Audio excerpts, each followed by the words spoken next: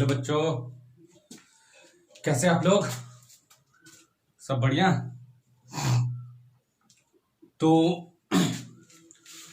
अब तक हम लोग क्या पढ़ चुके थे वो बात करेंगे। प्रीवियस क्लासेस में हम लोग क्या पढ़ रहे थे, है ना? तो सबसे पहले जो आज का लेक्चर चलेगा क्लास 5 के लिए सबसे पहले आपको क्लास 1 देख लीजिएगा, क्लास 2 देखना है, क्लास 3 क्लियर होना चाहिए, क्लास 4, ठीक है, एंड देन आफ्टर क्लास 5। तो ये आपका क्लास 5 है, ठीक है ना? तो this class 5 today will study about properties of charge in class 5। ठीक है, तो चलिए देखते हैं कि प्रॉपर्टीज ऑफ चार्ज में हम लोग कहां कहां पढ़े थे। सबसे पहले पढ़े the charge is a scalar quantity. Charge जो है स्केलर क्वांटिटी है, ठीक है ना? तो सबसे पहले ये बता देते हैं कि ये आपका इंग्लिश मीडियम स्टूडेंट्स के लिए है, इंग्लिश मीडियम। दूसरा चैप्टर जो चल रहा है वो चल रहा है electric charges and fields. Electric charges and fields. उसके बाद बता दें कि ये क्लास नंबर 5 है, क्लास 5 है ना? तो चलिए क्लास 4 में हम लोग क्या क्या पढ़े थे। क्लास 4 में हम लोग पढ़े थे प्रॉपर्टीज ऑफ चार्ज। क्लास 4 में क्या पढ़े? प्रॉपर्टीज ऑफ चार्ज, जिसमें हम लोग पढ़े थे कुछ प्रॉपर्टीज। बताइए, पहला चार्ज जो है एक स्केलर क्वांटिटी था। दूसरा चार्ज इज एडिटिव। तीसरा like charges repel each other. चौथा unlike charges attract each other. पांचवा चार्ज इज रिलेटिविस्टिक इनवेरिएंट। बता दिए थे, ठीक है? तो इतना प्रॉपर्टी हम लोग क्लास में जाके 4 में पढ़े थे। 2 प्रॉपर्टी बचा था, एक चार्ज इज कंजर्व्ड, एक charge is quantized. Charge is conserved and charge is quantized. तो आज हम लोग पढ़ेंगे next property, charge is conserved. Charge is conserved, है ना? That is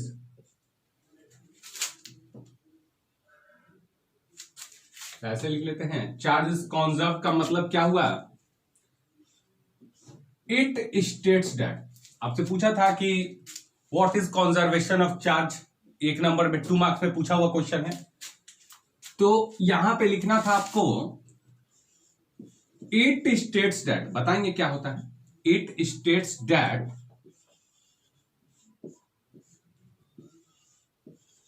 net charge, net मतलब total charge,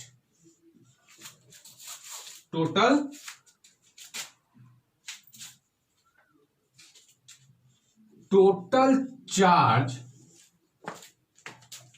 of an isolated system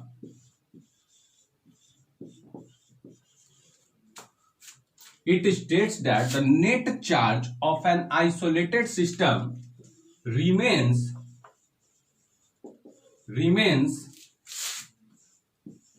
constant। तो ये होता है आपका कंजर्वेशन ऑफ चार्ज। मतलब चार्ज इज कंजर्व, मतलब ये बात होगा। तो इसको उतार लेंगे चार्ज इज कंजर्व में, ठीक है? और इसको हम लोग देखते हैं कि इसका मतलब क्या हुआ, समझते हैं, ठीक है? तो स्टेटमेंट हम लोग लिख लिए कंजर्वेशन में। चलिए सबसे पहले चार्ज इज कॉन्जर्व। कॉन्जर्व मतलब क्या होता है? सपोज ये कोई बर्तन है, कंटेनर है हमारा, दिस इज द कंटेनर, ये कंटेनर है, ठीक है। अब कंटेनर है तो इनिशियली इतना पानी भरा हुआ है ना, कंटेनर में इतना पानी भरा हुआ है, ये है आपका इनिशियल कंडीशन, इतना स्टार्टिंग में पानी है, ठीक है, इनिशियल कंडीशन। फिर कंटेनर में पानी भर इतना, चल गया पूरा, घूमे मेला उला घूमे, ठीक है, चाट फूट का खा पी के आए। उसके बाद जब हम देखें, ये मॉर्निंग का कहानी है, 3 AM मतलब मॉर्निंग का कहानी है, और उसके बाद घूम घाम के आए तो हो गया था, ये पानी है, ये हो गया 4 PM। मतलब जब हम शाम में 4 बजे आए तो हम क्या देखें, जितना शुरुआत में पानी था उतना ही 4 बजे भी है। मतलब the level of water at 3 AM morning is equal to level of water at 4 PM evening. मतलब ये है आपका फाइनल कंडीशन। मतलब शुरुआत में पानी इतना था, अब बाद में इतना हो गया, मतलब दोनों बराबर है, शुरुआत में जितना बाद में भी उतना। मतलब हम कह सकते हैं कि वाटर इज कंजर्व्ड, हम कह सकते हैं वाटर इज कंजर्व्ड, कह सकते हैं वाटर इज कांस्टेंट, कह सकते हैं वाटर इज सेम। मतलब वाटर में कोई बर्बादी तो नहीं हुआ है ना, बर्बादी मतलब गिर तो नहीं गया ना, क्योंकि जितना शुरुआत में था उतना ही बाद में रहेगा, तो हम कह सकते हैं वाटर इज कांस्टेंट। तो कंजर्वेशन मतलब टेंशन मत लीजिए, कंजर्वेशन मतलब या कंजर्व मतलब होता है कांस्टेंट, या कह सकते हैं, ये भी कह सकते हैं जितना शुरुआत में उतना बाद में। मतलब कंजर्वेशन मतलब ये भी कह सकते हैं, कंजर्वेशन मतलब ये भी कह सकते हैं इनिशियल बराबर फाइनल। मतलब जितना शुरुआत में और उतना ही बाद में हो जाए तो समझिए ये क्या है, कंजर्वेशन। मतलब बर्बादी नहीं होना चाहिए, है ना, तो उसको कंजर्वेशन कहा जाता है। तो समझिए कंजर्वेशन, कंजर्वेशन मतलब जितना शुरुआत में उतना ही बाद में, है ना। तो उसको अभी दिखा दिए, वाटर इज कंजर्व दिखा दिए। वाटर इज कंजर्व मतलब कि जितना शुरुआत में पानी था उतना ही बाद में, मतलब जितना इनिशियल था उतना ही फाइनल था। तो अगर जितना इनिशियल होगा जितना फाइनल होगा, मतलब कि जितना इनिशियल पानी उतना ही फाइनल पानी, तो हम कह देंगे water is constant, water is conserve. तो अब चलिए, अब समझते हैं कंजर्वेशन ऑफ चार्ज को। कंजर्वेशन समझा दिए, तो देखिएगा स्टेटमेंट हम क्या लिखे थे, it states that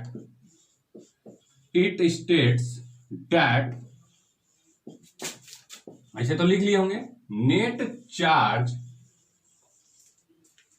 of an isolated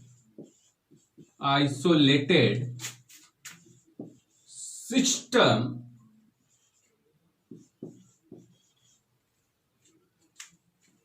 remains constant, remains conserve, remains constant, है ना।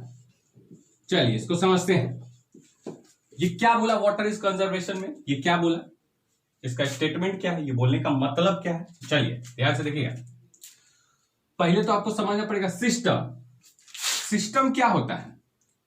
सिस्टम होता है 2 और मोर बॉडीज या पार्टिकल को सिस्टम कहते हैं। मतलब 2 बॉडी हो, एगो 2, ठीक है ना, 2 बॉडी हो या 2 से ज्यादा हो तो उसको सिस्टम कहिएगा, एगो को मत कह दीजिएगा सिस्टम। 2 या 2 से ज्यादा बॉडी को हम लोग क्या कह लेते हैं, सिस्टम कह लेते हैं। देखिए ध्यान से, मान लेते हैं ये आपका एक सिस्टम है, एक सिस्टम है, सिस्टम में हम मान लेते हैं 3 बॉडी है, एक ये बॉडी है ए, एक ये बॉडी है बी, और एक ये बॉडी है सी। तो इन तीनों को हम कह सकते हैं सिस्टम। ठीक है, ये सिस्टम है। Why? Because there are more than two bodies, more than two bodies, तो दिस इज सिस्टम। एक बॉडी ये, एक बॉडी ये, एक बॉडी ये, एक बॉडी ये, एक बॉडी ये, एक बॉडी ये, तो we have 3 bodies, that is why it is called system. चलिए अब ध्यान से देखिएगा। अब आइसोलेटेड मतलब, आइसोलेटेड मतलब तब हम वर्ड यूज करते हैं, आइसोलेटेड मतलब होता है इंडिपेंडेंट, सेपरेट। ध्यान से सुनिएगा, ये तो सिस्टम क्लियर हो गया। आइसोलेटेड मतलब होता है जब इसमें अंदर से बाहर कोई चीज ट्रांसफर ना हो जाए, मतलब कि इसमें एनर्जी का ट्रांसफर नहीं होना चाहिए। आइसोलेटेड मतलब कि बाहर से अंदर एनर्जी नहीं आना चाहिए, या फिर मास नहीं आना चाहिए, कुछ बाहर से मास अंदर नहीं आना चाहिए। तो अगर एनर्जी बाहर से अंदर नहीं आ रहा या अंदर से बाहर नहीं जा रहा है, ठीक है ना, या फिर मास बाहर से अंदर नहीं, तो देखे होंगे बॉटल जो होता है ना, पानी पीने वाला बॉटल एकदम ठंडे रहता है। अगर ठंडा पानी डाले हुए तो ठंडे रहता है, और गर्म चाय डाले हुए तो चाय गर्म में रहता है। काहे? हीट बाहर नहीं निकल सकता है, बाहर का हीट अंदर नहीं आ सकता है, तो इसको आइसोलेटेड कह सकते हैं। ठीक है ना, तो यहां पे वही है, ये आइसोलेटेड है। आइसोलेटेड कहने का मतलब बाहर से अंदर एनर्जी नहीं आ सकता है, हीट एनर्जी कह सकते हैं। ठीक है, या बाहर से अंदर नहीं आ सकता और अंदर से बाहर नहीं आ सकता। इन अ सेम वे मास बाहर से अंदर नहीं और मास अंदर से बाहर नहीं। क्लियर हुआ? आइसोलेटेड मतलब सर एनर्जी बाहर से अंदर नहीं आएगा, अंदर से बाहरों नहीं जाएगा, और मास बाहर से अंदर नहीं, अंदर से बाहर नहीं, तो हम आइसोलेटेड कहेंगे। बहुत बहुत बढ़िया। चलिए, तो ये चीज हम दिखा दिए आपका क्या आइसोलेटेड सिस्टम है।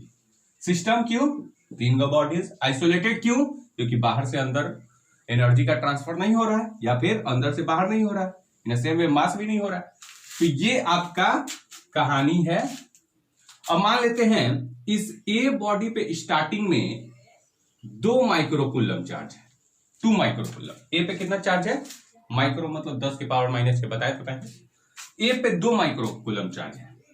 अब बी पे है 3 माइक्रोकूलम चार्ज, और सॉरी सी पे, सी है ना, सी पे, और बी पे है -1 माइक्रोकूलम चार्ज। ठीक है, तो ए पे 2 माइक्रोकूलम, बी पे -1 माइक्रोकूलम, और सी पे 3 माइक्रोकूलम। तो ये इनिशियल कहानी है, स्टार्टिंग का कहानी है, इनिशियल कहानी, इनिशियल सिचुएशन है ये, इनिशियल। अब आइए फाइनल को समझते हैं। तो फाइनल क्या हुआ? कुछ हुआ होगा कि इसमें से इसमें चार्ज चला गया, इसमें से इसमें, या इसमें से इसमें, या इसमें से इसमें, मतलब चार्ज का एक्सचेंजिंग हुआ। मतलब इसमें से इसमें जा सकता है इलेक्ट्रॉन, ठीक है ना, तो या तो इसमें से इसमें जा सकता है, या तो इसमें से इसमें, या तो इसमें से इसमें, मतलब कुछ हुआ होगा जो कि हम लोग पढ़ेंगे अभी next topic method of charging में, कि कैसे चार्ज इसमें से इसमें जाता है। ठीक है ना, तो बाद में बात करेंगे। तो समझ जाइएगा कि चार्ज इसमें से इसमें गया है, चाहे इसमें से इसमें, चाहे इसमें से इसमें। ठीक है ना, तो अब ध्यान से समझिए, ये है isolated system.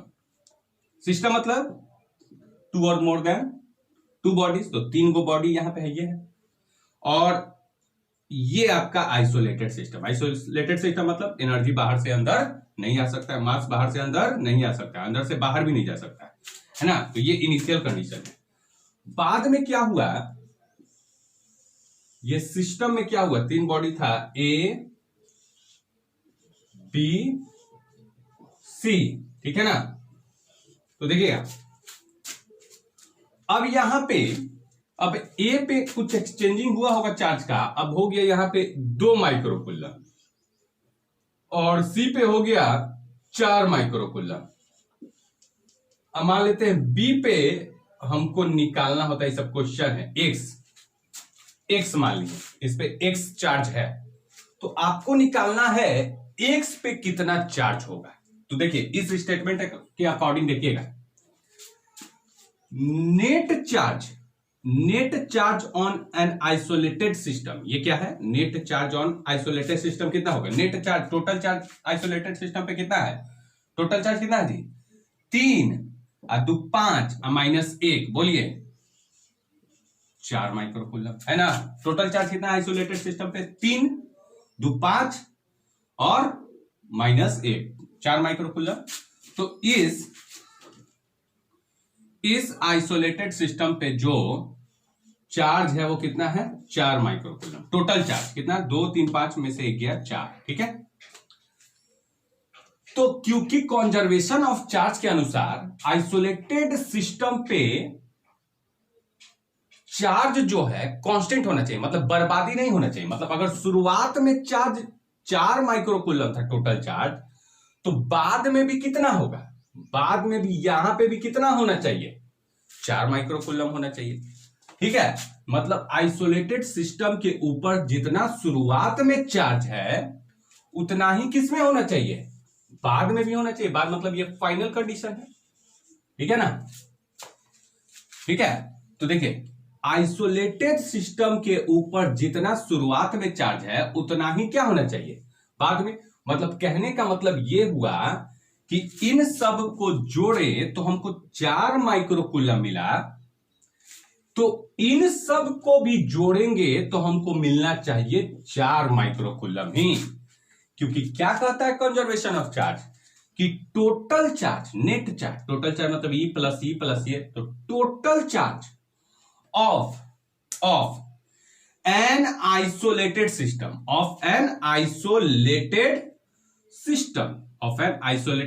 Total charge of an isolated system कितना है जी, तो 3 2 5 minus 1, 4 micro. Total charge of an isolated system कितना है, 4 माइक्रोकूलम।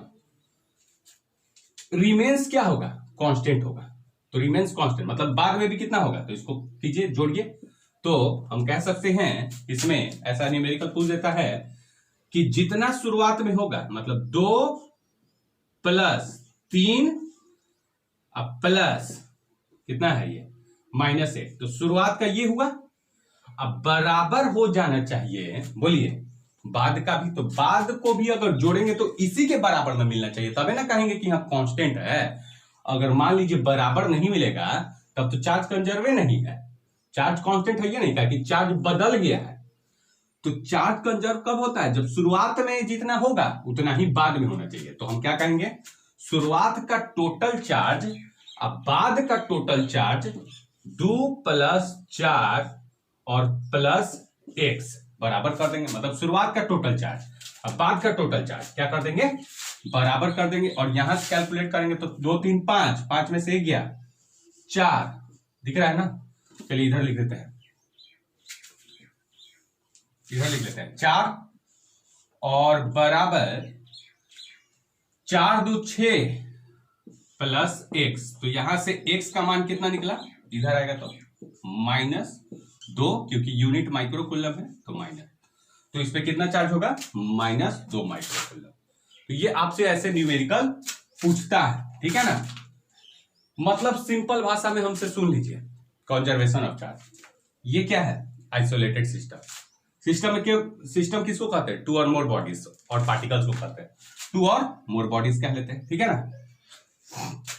तो charge of an isolated system जो होगा ना, charge of an isolated system, ये आइसोलेटेड सिस्टम है, तो नेट चार्ज मतलब सबको जोड़ के टोटल चार्ज जितना शुरुआत में होगा उतना ही क्या होगा, बाद में। जितना शुरुआत में होगा उतना ही बाद में होगा, मतलब कांस्टेंट। तो हम वही बोले हैं, it states that the net charge, net मतलब जोड़ के total charge, net charge of किसका, आइसोलेटेड सिस्टम, ये हमेशा क्या होगा, रिमेन्स कांस्टेंट। कांस्टेंट मतलब शुरुआत में 4 माइक्रोकूलम, तो बाद में भी कितना होना चाहिए, 4 माइक्रोकूलम ही। तो इस पे न्यूमेरिकल ऐसे पूछ लेता है। तो चलिए एक न्यूमेरिकल इस पे किया जाए।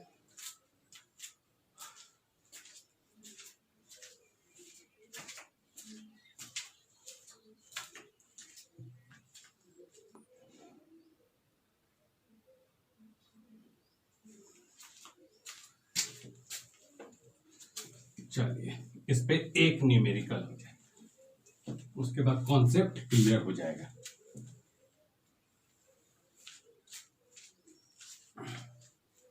तो देखिए एक क्वेश्चन पूछा है, find the value of y, find the value of y, ठीक है। What we have to find out, the value of y। Question क्या है, ये कोई आइसोलेटेड सिस्टम है। आइसोलेटेड सिस्टम में 3 बॉडी है, ए बी सी। ए पे 3 माइक्रोकुलम, बी पे 2 माइक्रोकुलम और सी पे -6 माइक्रोकुलम। ठीक है ना। और यहां पे है, ये इनिशियल कंडीशन था, ये इनिशियल कंडीशन था।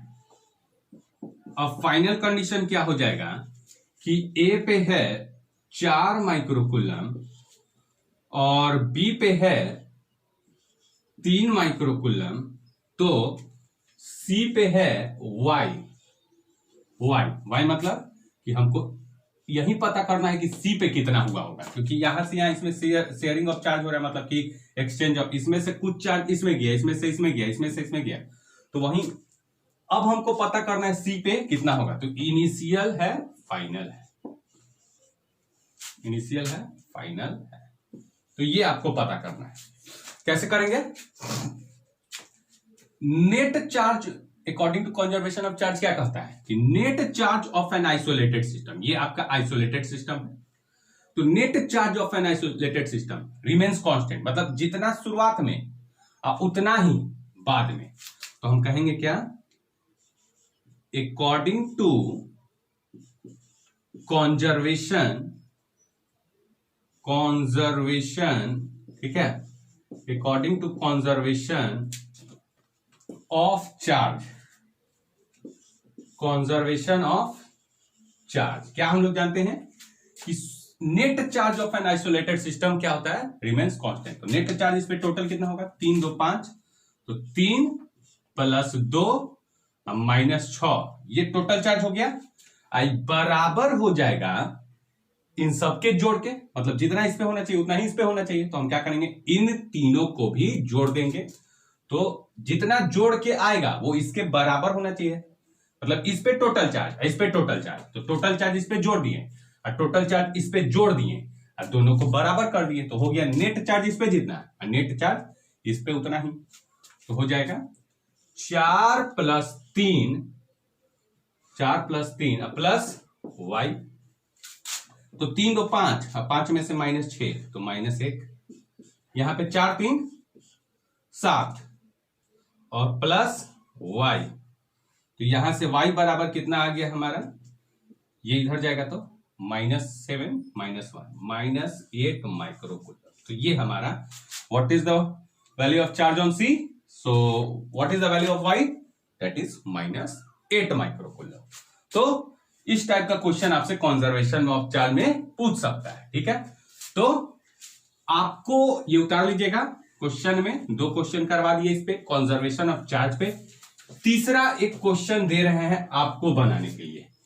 जैसी वीडियो को देखते हैं, कंप्लीट करते हैं, क्वेश्चन को कॉपी में बनाइए और नीचे में आंसर एकदम लगातार कमेंट करते जाइए। ठीक है, नीचे में आंसर हमको एकदम फाइनल चाहिए, तो हमको find the value of x, ये आपका होमवर्क, नीचे में कमेंट आंसर करते जाइएगा।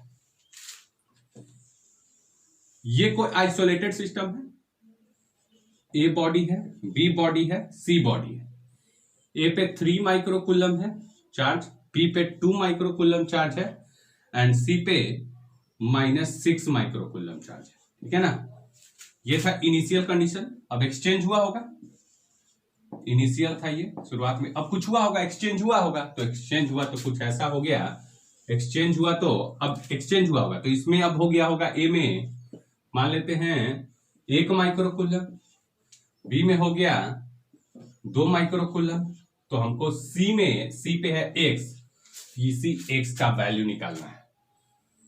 तो ये आपका है होमवर्क, बना के नीचे में कमेंट कीजिएगा आंसर, ताकि हमको पता चले कि हाँ सब बच्चा समझ गया है। ठीक है, तो ये था आपका कुछ conservation of charge and the numerical based upon conservation of charge.